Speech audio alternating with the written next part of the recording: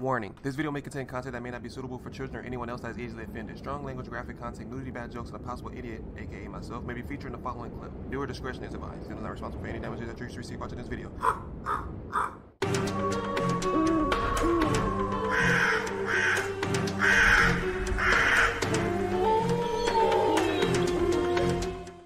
Hey, what's up, y'all? It's Zems, and welcome to the Creepy Murder Room 1046.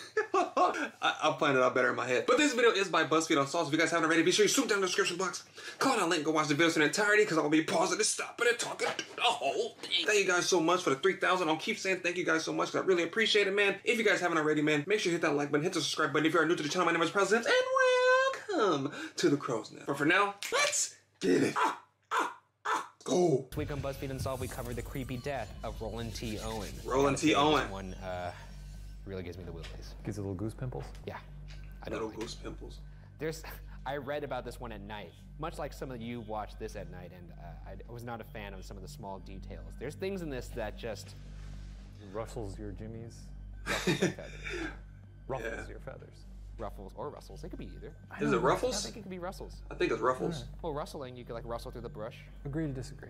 Yeah, I'm Ruffles. On Wednesday, January 2nd, 1935, around 1:20 p.m., a man calling himself Roland T. Owen checked into the Hotel President in Kansas City in room 1046. Witnesses said he was aged anywhere from 20 to 35, with brown hair, a scar on his scalp visible above his ear, and a cauliflower ear.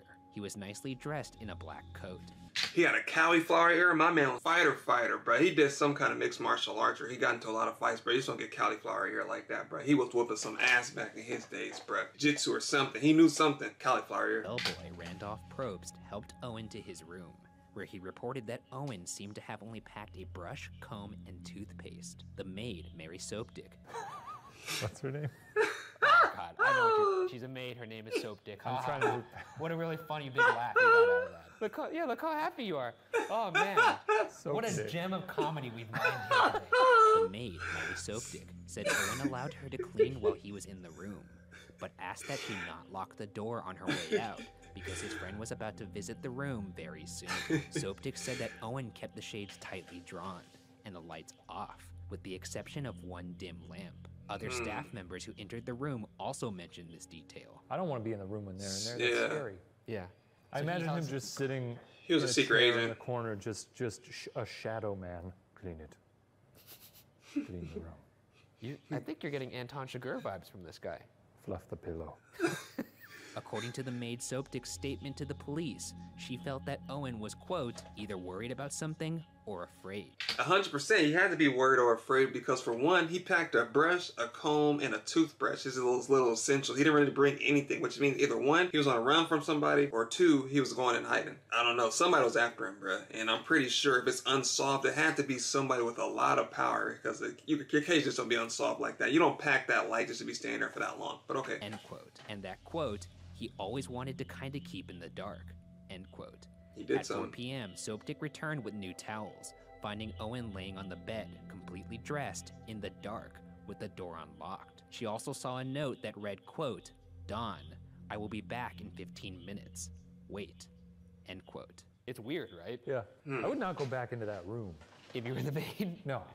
Yeah, I think that's a good instinct to have. If you see a guy laying on a bed in the dark, awake, just like looking at you, I think that's your cue. Yeah, I couldn't do it. On January 3rd, Soapdick came back to clean the room at 10:30 a.m. She noticed that the door had been locked from the outside and assumed that Owen locked it as he was leaving the room.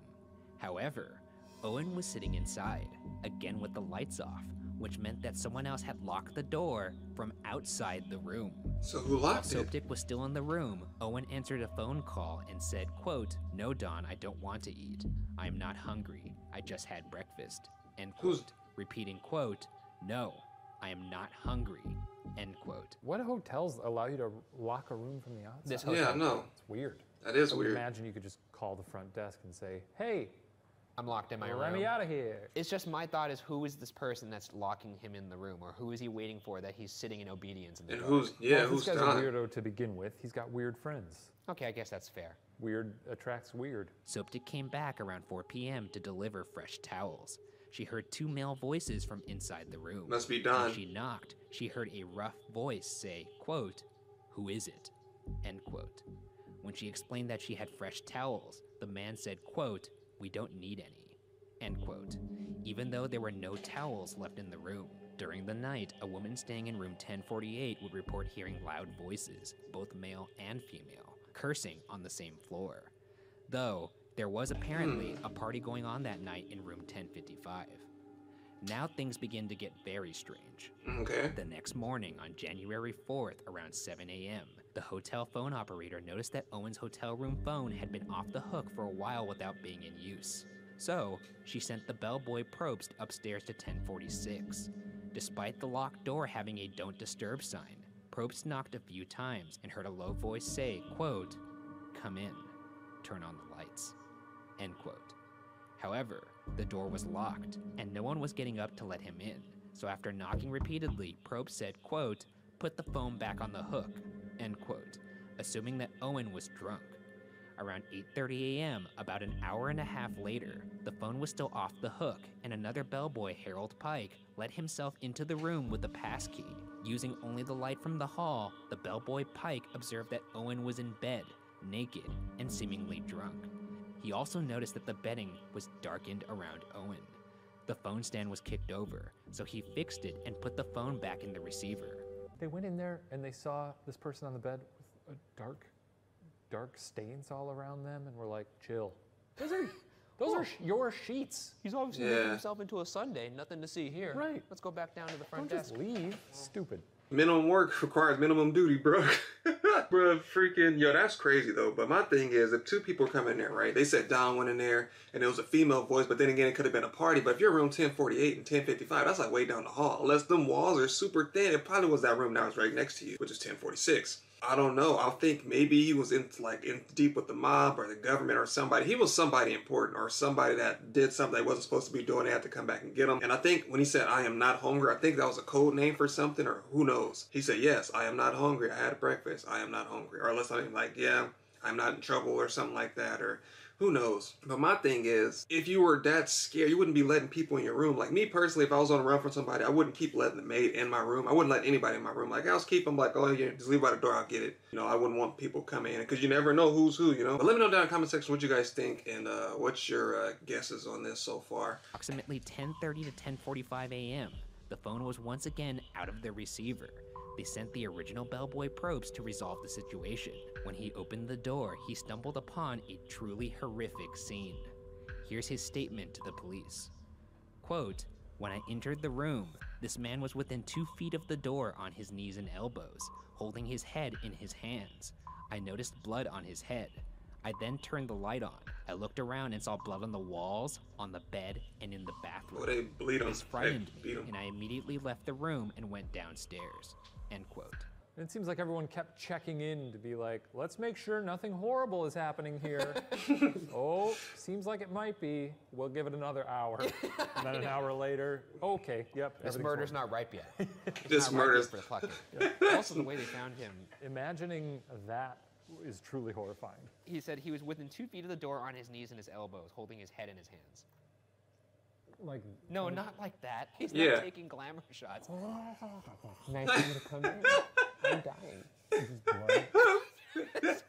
Owen was discovered with extensive injuries. He had been tied up with a cord around his neck, wrists, and ankles. It appeared he had been tortured. Blood had even gotten on the wall and ceiling above the bed. I'm a little tired of people being so aghast that blood is on the walls and the ceilings. Of course blood's gonna get everywhere. There's a person is beating the shit out of someone and stabbing them. It's also, I mean, come on, it's a visceral thing to imagine that someone's getting beat so heavily that blood is splattering everywhere like a Tarantino flick. Yeah, well, That's true. That's what happens. If you put your finger in a cup of blood and just went, there's blood on the ceiling. Wait, what? He had been hit repeatedly on the head and his skull was fractured. He'd also been stabbed in the chest several times. Jesus. His lung was punctured. There was bruising around his neck that could mean he was strangled.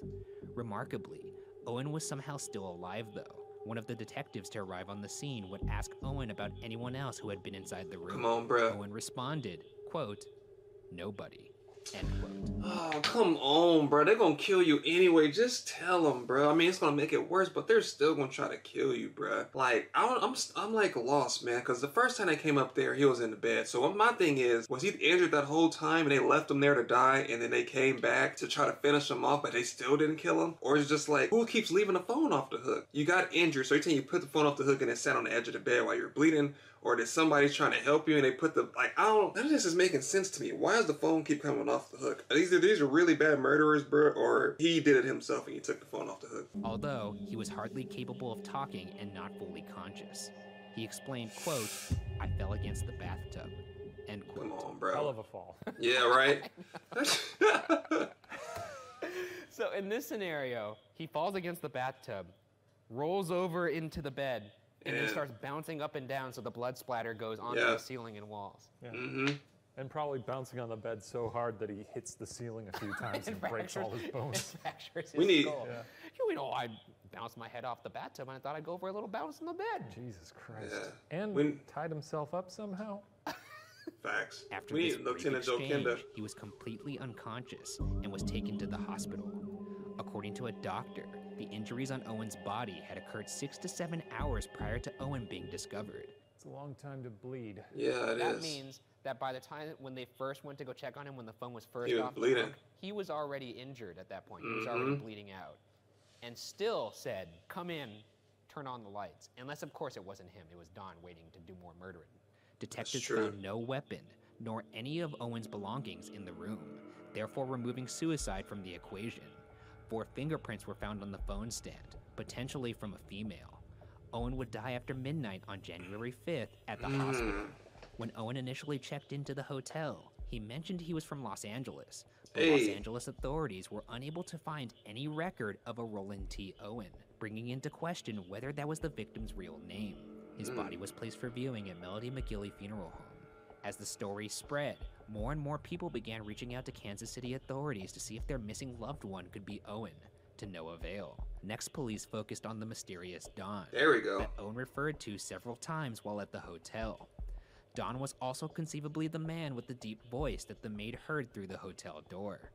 Nevertheless, the police's search returned no results. Owen's upcoming burial was announced by the Journal-Post on March 3rd to be in a potter's field. However, the Melody McGilly Funeral Home received a call from an anonymous individual who said they would send the money necessary for providing Owen with a proper funeral. Somebody knows who it is. And my suspicion, what if it's Don? Here, because Don is a very tough love kind of guy. I suppose. I mean, there's 2 reasons why he would not give up his killer, right? Love, or maybe he was being entrapped somehow. Like maybe there was some kind of leverage against him. Facts. You think this was a lover's quarrel? It could have been. I don't think Why that. would he pay for his funeral if he killed him? Or, like, and if it wasn't the killer who's paying for the funeral, why wouldn't that person just step forward and be like, yeah, that's fucking Jerry? Right. Yeah. The plot thickens. It does indeed. This is a thick-ass plot. This one's thick. The plot is thick as hell. Juicy. This is a juicy peach. Oh, Fatty. juicy peach, all right. And I got juice running down my chin. Ooh. You're a freak. But seriously though, that is true. Whoever made that anonymous phone call knew who he was. I think it was deep ties with the mob. I'm gonna go with the mob, bro. That's just my thing on it because it's like, hey, I know who that is. Forget about it. I'll pay for it. I'll pay for everything. Don't worry about it. See? Like, it was that kind of like murder going on, bro. And I think whoever called wanted him to at least get a proper burial. I don't think it was nothing. It was just business. That's why he said nobody, because he probably just had to take what was coming to him, bro. He probably did something, probably broke some kind of like street rule or regulation or whatever he did, and then deal with the consequences, bro. So I'm glad they didn't come in the room. Going off of what Ryan had said, I think it was true. I don't think it was him saying, hey, come on in, because if he came in the first time he was unconscious on the bed, laying flat, I think that was a moment where he could receive the stab wounds and they left him to die, but they found out he was still alive, and they came back to finish him, and they beat the brakes off of this dude, and then got back up again when they thought they killed him, and he was rested on the front of his bed, and they took him to the hospital where he died later on. I wish I could know more about the story, but unfortunately we can't, but that's just my take on it. On March 23rd, money, bundled in a newspaper, was delivered to the funeral home from an anonymous sender. Funeral flowers were anonymously arranged with the Rock Flower Company, along with a card that said, quote, "Love forever, Luis," end quote, placed on Owen's grave. You know, I'm just going to start sending flowers to people's funerals and say, love forever, Luis. You should just say, love forever, Shane, and a picture of yourself. Like that. But then people are going to ask me questions like, why'd you do that? And I'd say, it's a funny joke. And they'd say, this is a funeral, you know? That'd be messed up. About a year and a half later, in 1936, a friend of Ruby Ogletree found an American weekly piece chronicling the Owen case. Upon looking at the magazine, Ruby would correctly identify Owen as her son, who left Birmingham in 1934. Oh, snap. Owen's actual name was Artemis Ogletree, and he was only 17 years old. Sounds like a Harry Potter boy. What? Artemis Ogletree. Sounds like a little Hogwarts student. Artemis Ogletree. Oh, okay. I thought you were referring to the context of the case. It sounds like the story of Harry Potter. No, things turned out better for him. Yeah, I think he went on to have great adventures. Yeah, he wasn't brutally murdered in a hotel room. That would be a rough end to that tale. Facts. Ruby Ogletree, his mother, had actually received 3 letters from her son in the spring of 1935. Oh. However, these letters were delivered after Owen's death and were typed. According to a sensational newspaper account of the murder case, this was especially suspicious because Artemis didn't know how to type. This article also reported that the letter's tone was, quote, slangy and unfamiliar, end quote, to Ruby Ogletree. Is it weird back then that you could just pretend to be someone? You could still do that today. Nah. I bet you I could check into a hotel right now and say, my name is Ricky Goldsworth. Nope. But then they're gonna say, ID. Oh, do you have a credit card, sir? Yeah. And I'll be like, oh yeah, this is my my friend. I'm just putting it's just a deposit, That's right? not gonna fly. They're No. gonna put handcuffs on you right away. Facts. Where'd you grow up, Ricky Goldsworth? Oh, I grew up down the road. Where? No. What city? Oh, New York City. You grew up in New York This City. is happening in New York now. What's your mother's name, Ricky Goldsworth? Lucy Goldsworth. What's her maiden name? Lucy Gold. Crumbling. Well, I wouldn't stumble like that. I'd have a prepared response. Yep. Firing him off. I'd be firing him off, and I'd be like, "What's the fucking holdup?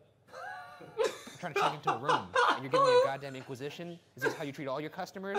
All right. Who do you think you are?" That's fair. Huh? Okay, and that's I poke him in the chest with this. Huh? At this point, I'm Buster. giving you a room. All right? You Go watch it, pal. You win. You win, Ricky.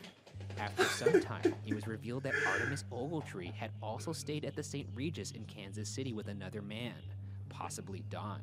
In the early 2000s, Dr. John Horner, the author of an exhaustive account of the murder case published by the Kansas City Public Library, received an out-of-state call about Artemis Ogletree. The caller claimed to find a box containing newspaper articles about the Ogletree murder in a deceased elderly person's belongings.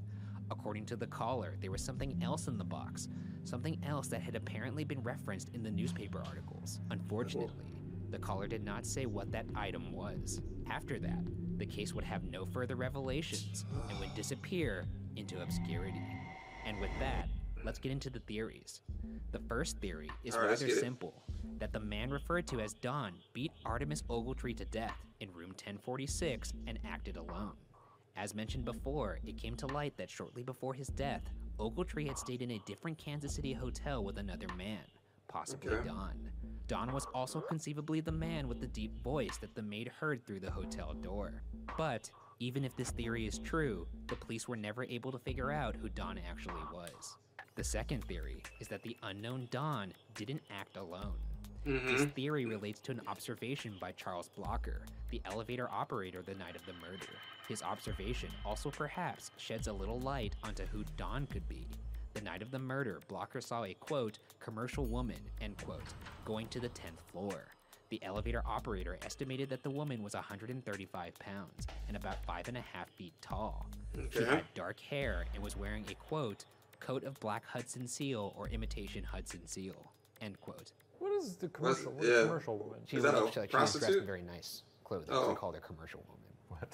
Anyways, I didn't make up the name. That's what they called her. She looked like the Pine Sol lady. Yeah, sure. Yeah, she was hanging out with the Brawny guy. It was She her, was next to a big, tall, bald man in a white T-shirt. yeah, it was her, Brawny, and Mr. Clean. They all went and they just went off on little adventures. And your Blocker mama claimed too. this woman was looking for room 1026 to meet a man she was unable to find. It's possible that this woman was looking for Ogletree and had mistaken room 1046 for 1026. This commercial woman was also seen with a man from the 9th floor, a man that the elevator operator said was the same height and weight as the woman. Some speculate that this man could have been Don. If you'll recall, there were fingerprints, potentially from a female, found on the phone stand, and a woman staying next door in room 1048 reported hearing loud female and male voices cursing. so it wouldn't be unreasonable to suspect that this commercial woman and the man from the 9th floor could have been responsible for what happened to Artemis Ogletree.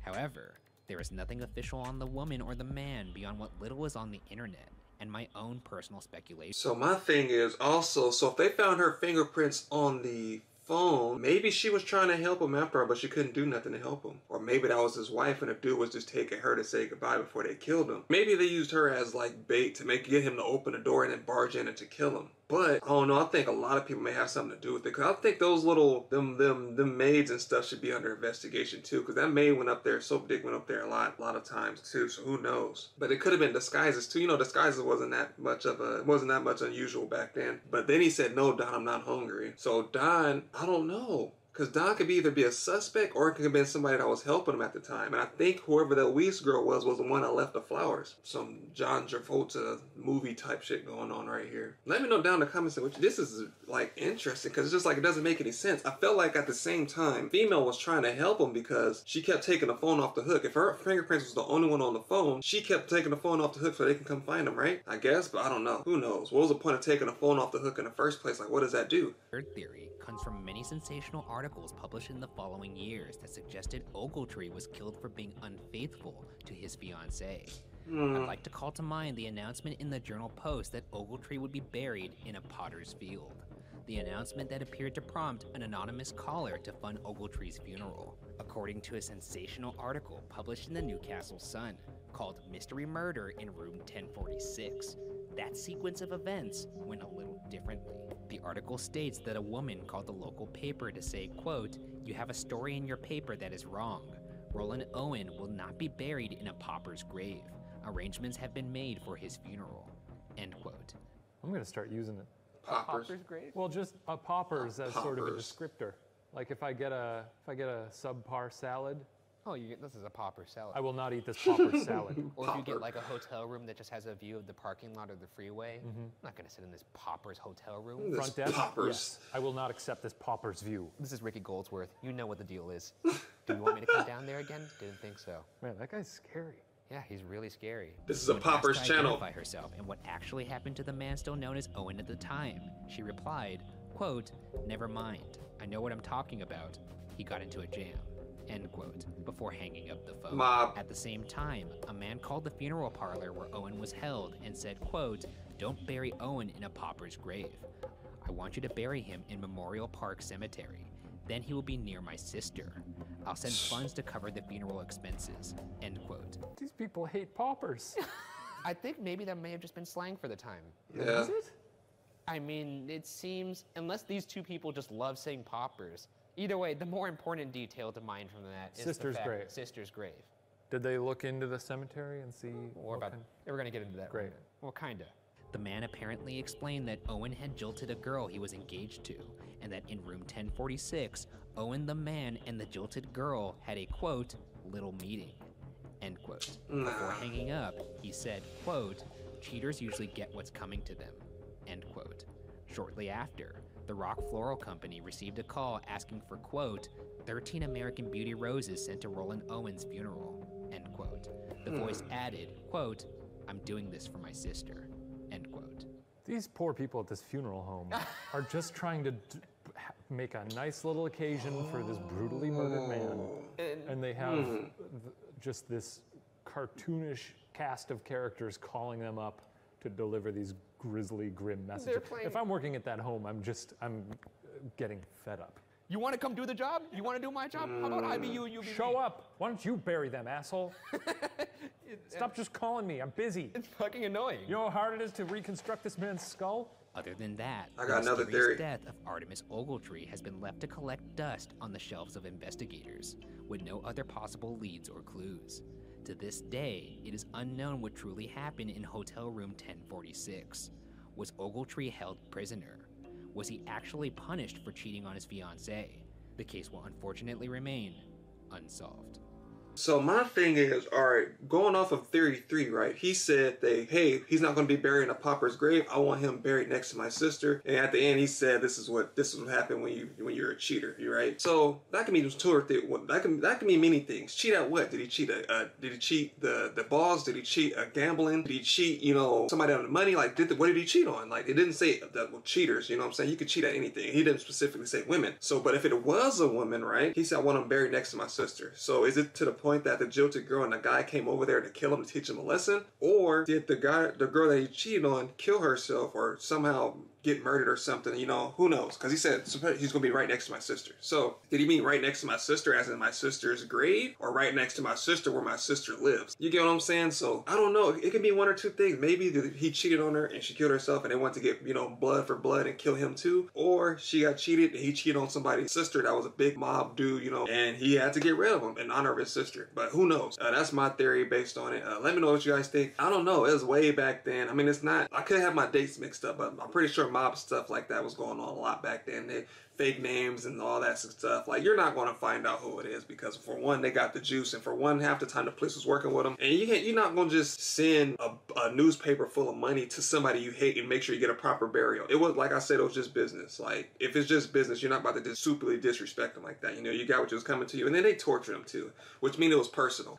So it could be, I think I told you guys, anytime it's strangulation or you get stabbed multiple times, it's personal. It's always personal. So it had to be somebody that he knew. But if you guys enjoyed, man, make sure you hit that like button, hit that subscribe button. My name is Reprisalzems, and welcome to the Crow's Nest. This video is by BuzzFeed Unsolved, so you guys may have already. Be sure to shoot down the description box, click on the link, and watch the videos in entirety, because I was pausing and stopping and talking through the whole thing. Thank you guys so much for the support, man. Keep doing what you guys are doing. The videos will keep coming. 5K is almost there. Let's keep going. But again, thank you guys for watching, and I'll see you guys next time.